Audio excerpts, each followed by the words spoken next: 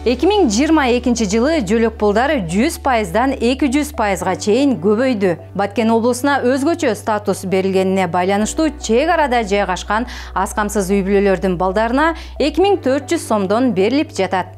Айтсак, аз камсыз болгон үй бүлөгө 2021 жылы 3 миллиард 804 миллион 325 миң сом көмөк берилсе, 2022 жылы 4 миллиард 879 миллион 681 миң сом бөлүнгөн. Ден соолугунун мүмкүнчүлүгү чектелген жарандарга берилүүчү төлөмдөр бала кезинен майыптыгы барларга мурда 4 миң сом төлөнсө, 2022 жылдан баштап 8 миң сомго жогорулаган. Майыптын категориясына жараша төлөмдөр 100%дан 200%га чейин кошулду. Ал эми ата-энесинен ажыраган балдарга берилүүчү төлөмдөр 2022 жылдан тарта жарым жетим балдардыкы 1000 сомдон 3000 сомго, томолой жетим балдардыкы 2000 сомдон 6000 сомго көтөрүлдү.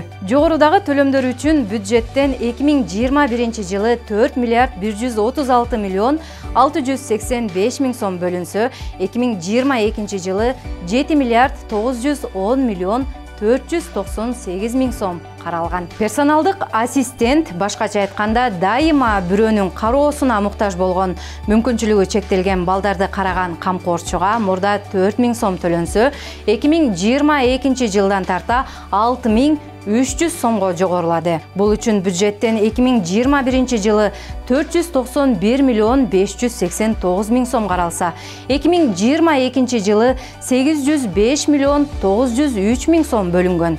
Интернат жатак үйлөрүндө жашаган майыптыгы бары жана улгайганы жарандардын бир күндүк тамак ашына каралуучу төлөмдөр 2 эсе көбөйдү. Ал үчүн 2021 жылы мамлекет бюджетинен 79 миллион 558 миң сом каралса, 2022 жылы 161 миллион 938 миң сом бөлүнгөн. Президент Садыр Жапаровдун демилгеси менен 2022 жылы аз камсыз болгон үй бүлөлөрдү жакырчылыктан чыгаруу максатында 2800 үй бүлөгө 100 миң сомдон кайтарымсыз акча каражаты берилген.